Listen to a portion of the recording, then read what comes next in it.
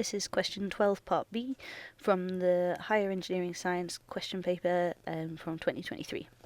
And we've got a new op-amp circuit now that they're asking us to consider. So we're told a difference amplifier circuit, like the one shown in part A that we did in the previous video, is used for each of the 3 strain gauges. And a further circuit is designed to combine their outputs, and it must produce an output of 2.3 volts when the correct amount of material is added to the container. And when the materials are added, the input and output voltages produced are shown below. And then we're asked to calculate a suitable value for RF. So, having a little look here then, we have got 2 different op-amps. This one is a summing op-amp, and I know that because I've got all 3 of these bits here going into my inverting input. That's one that's been easy for me to memorise. The other one looks to me like an inverting, but I'm going to check that first. So go to my data booklet, and yeah, that's going to be an inverting one, because I've got RI connected to my input voltage and RF looping over my op-amp, so that is inverting. For my inverting op-amp, I actually have all the information.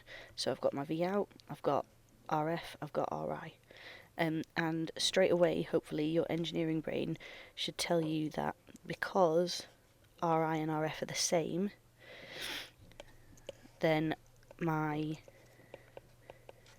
gain for this op-amp is going to be 1.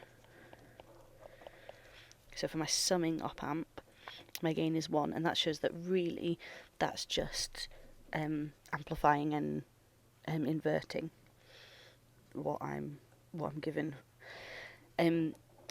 What I can do now then is from that I can work out what my output from my summing amp, but also from the input to my inverting amp is, because that value there, where I've just done a blue circle, has to be minus 2.3 volts, because my gain is 1. So that's a speedy way to work out what the output from that is.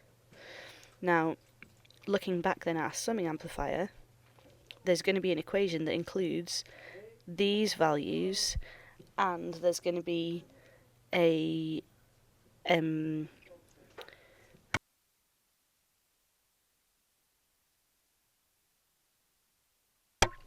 there's going to be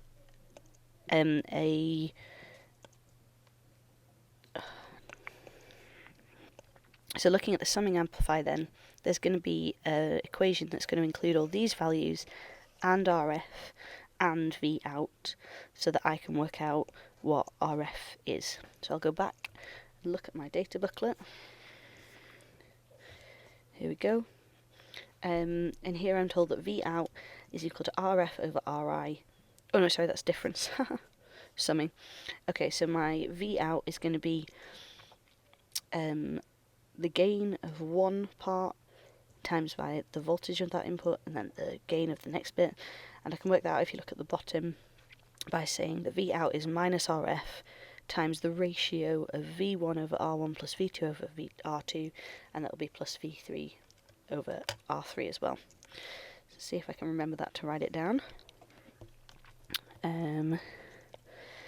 My output voltage is going to be minus RF times by V1 over R1 plus V2 over R2 plus V3 over R3. Check I've got that right.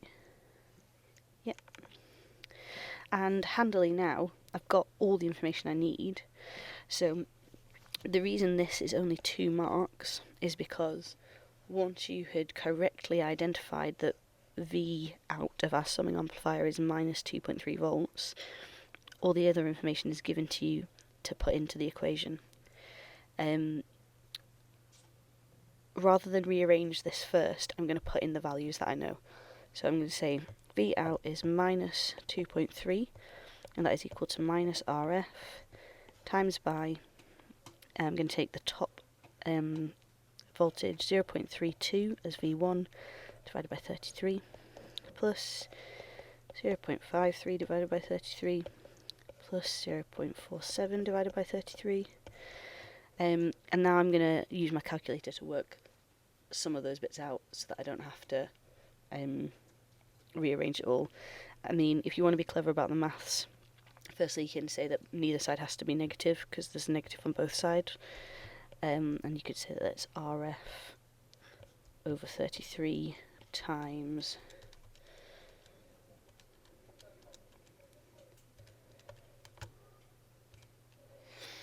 1.32, but that's not going to get you any extra marks. It's just if you like working things out like that. So RF is equal to